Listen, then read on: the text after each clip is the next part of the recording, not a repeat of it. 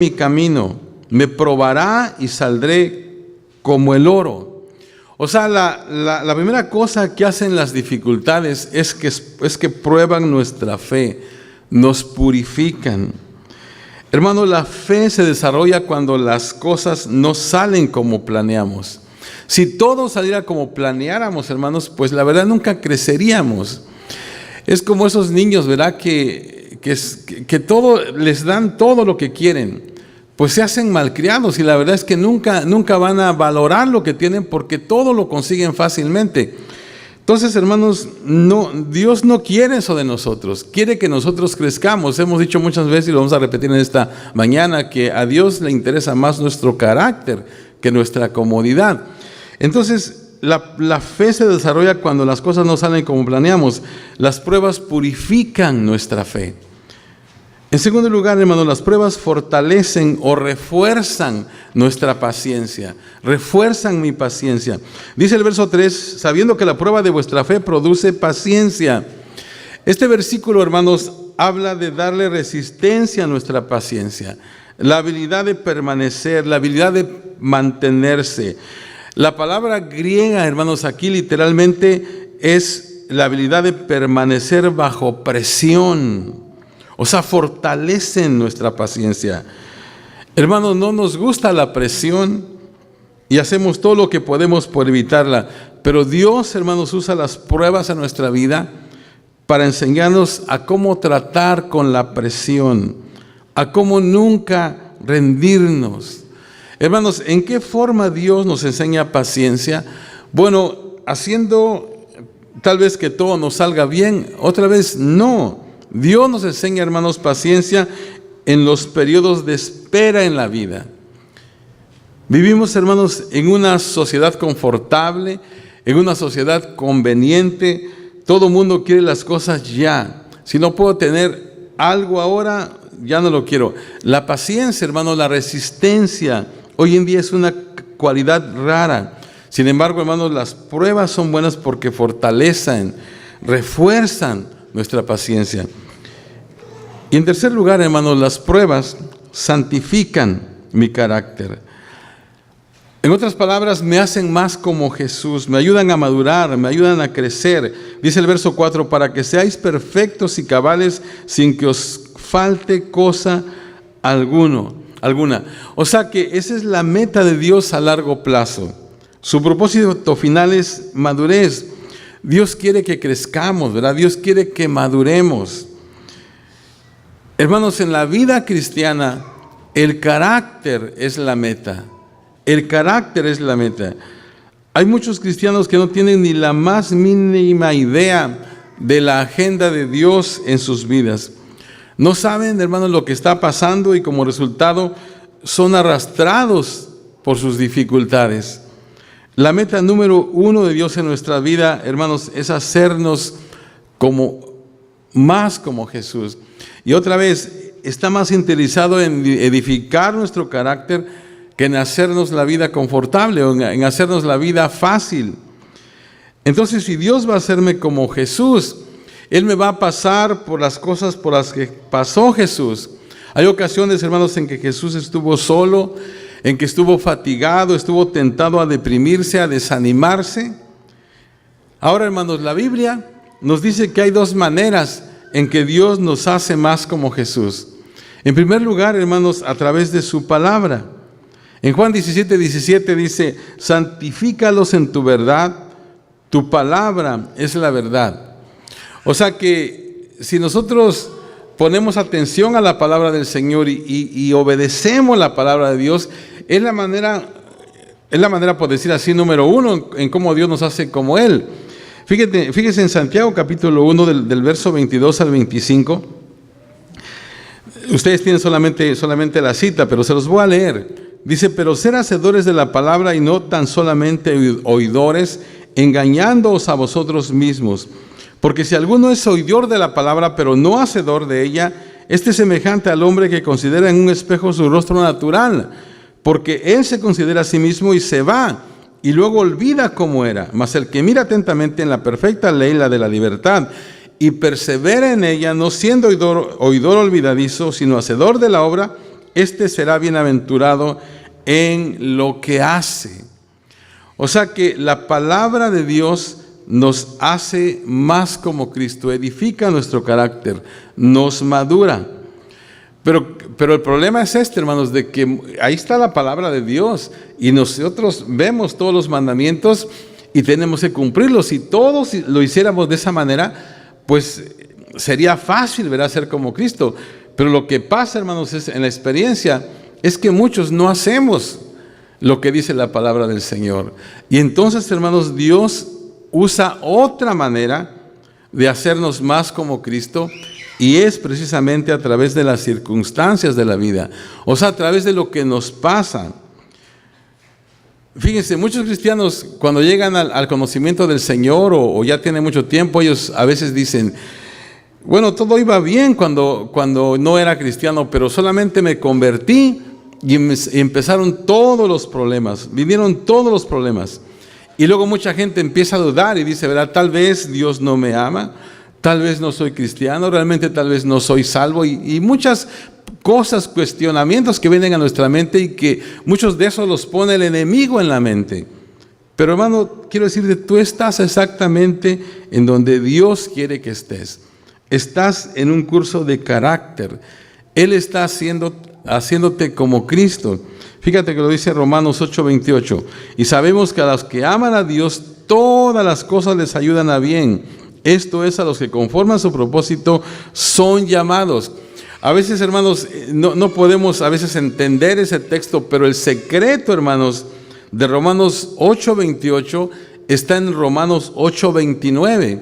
Y dice lo siguiente: porque a los que antes conoció, también los predestinó para que fuesen hechos conforme a la imagen de su Hijo. Entonces, la pregunta es, ¿por qué todas las cosas van a obrar para bien? Porque al final eso es para hacernos como Cristo. Entonces, por eso dice que todo lo que nos pasa, hermanos, todo lo que te está pasando a ti, de alguna manera va a obrar para bien, porque al final el resultado, o sea que el propósito, la meta de Dios es hacernos como su Hijo, como el Señor Jesucristo. Entonces, cuando Dios nos quiere enseñar los frutos del Espíritu, por ejemplo, Él nos pone en una situación exactamente opuesta. Por ejemplo, si Él quiere enseñarnos amor, escucha esto, fíjate, quiero repetirlo porque es importante, cuando Dios nos quiere enseñar, por ejemplo, los frutos del Espíritu, Él nos pone en una situación exactamente opuesta. Por ejemplo, si Él quiere enseñarnos amor, Él nos pone alrededor de gente que es difícil amar. Y entonces, ¿por qué? Porque quiere enseñarnos, ¿verdad?, que nosotros amemos. Y si estamos rodeados de pura gente que es muy amable, pues sería muy fácil.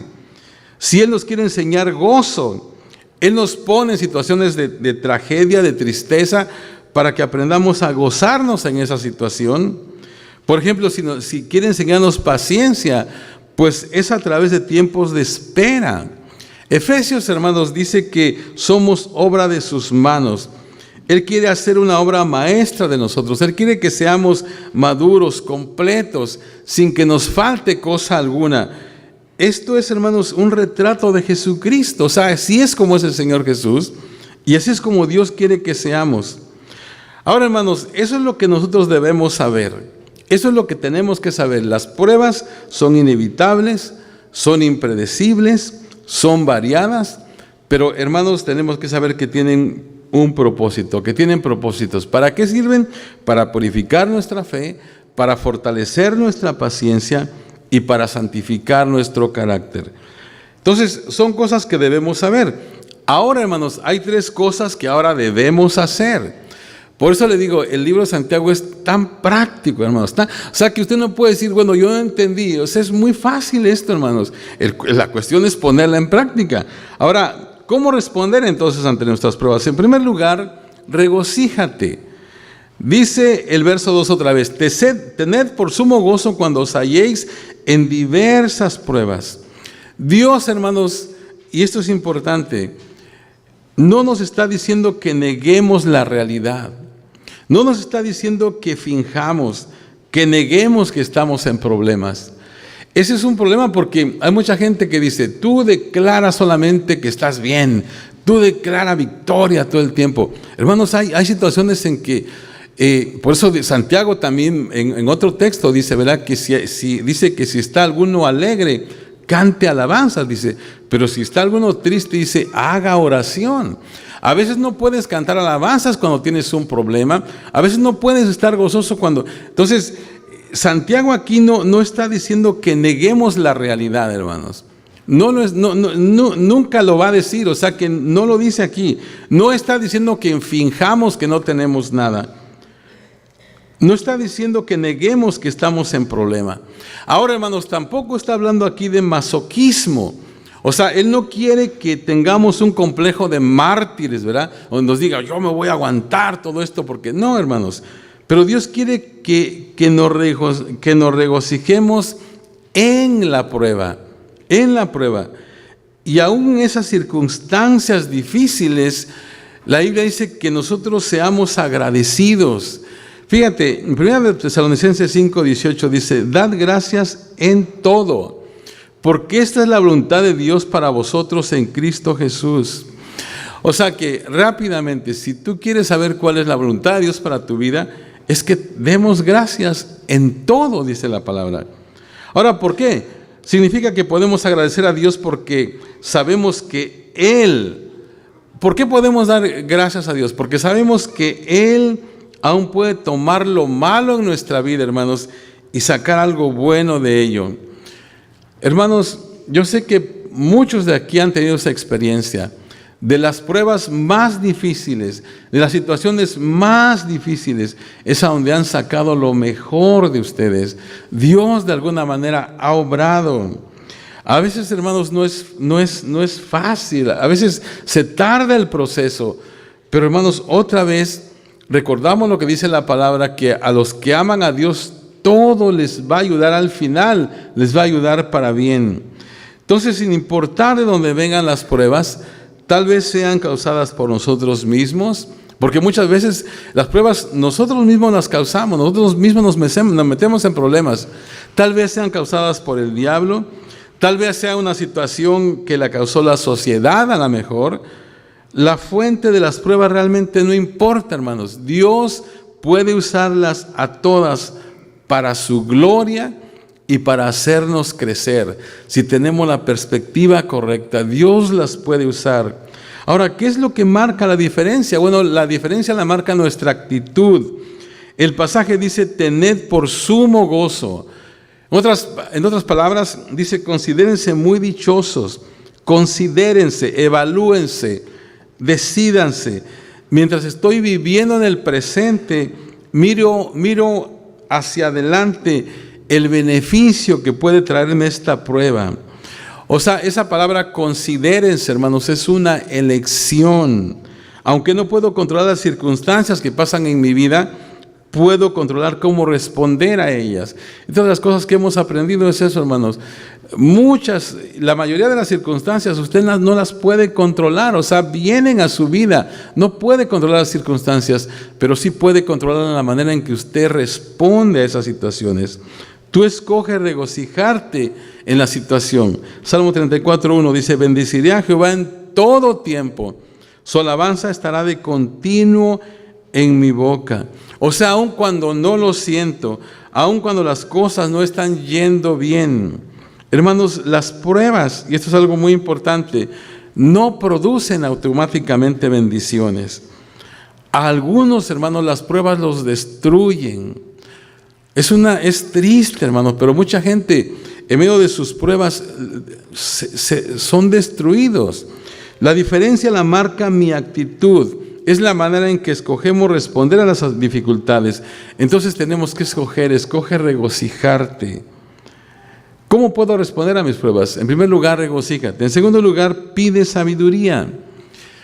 Dice el verso 5, y si alguno de vosotros tiene falta de sabiduría, pídala a Dios, el cual da a todos abundantemente y sin reproche, y le será dada. Hermanos, oramos para pedir sabiduría cuando estamos en medio de pruebas. ¿Por qué, hermanos? Pues para no perder la oportunidad de crecer. Si no aprendemos, hermanos, en ese tiempo, tendremos que pasar por lo mismo otra vez. Entonces tenemos que pedirle sabiduría, Señor, ¿qué es lo que tú quieres enseñarme en este tiempo? Porque otra vez, si yo no aprendo, pues voy otra vez a pasar otra vez para que yo pueda aprender. Nos frustramos cuando no entendemos lo que Dios está haciendo. Tenemos que orar pidiendo sabiduría. La sabiduría, hermanos, nos ayuda a ver las cosas desde el punto de vista de Dios. Entonces, en oración pide sabiduría. No hay ninguna situación, hermanos, en la vida en que no puedas aprender algo si tienes la actitud correcta. En otras palabras, a veces nosotros preguntamos por qué, pero la pregunta tal vez no sería por qué, sino que ¿para qué? El por qué, hermano, ya sabemos que es para purificar nuestra fe, para fortalecer nuestra paciencia, para santificar nuestro carácter, pero la pregunta es, ¿qué es lo que quieres enseñarme a través de este problema, Señor? ¿Qué quieres que yo aprenda? ¿Qué características debo de desarrollar? Y hermanos, si tenemos la actitud correcta, Dios, hermanos, en el camino nos va a enseñar, nos va a dar esas enseñanzas que Él quiere darnos y que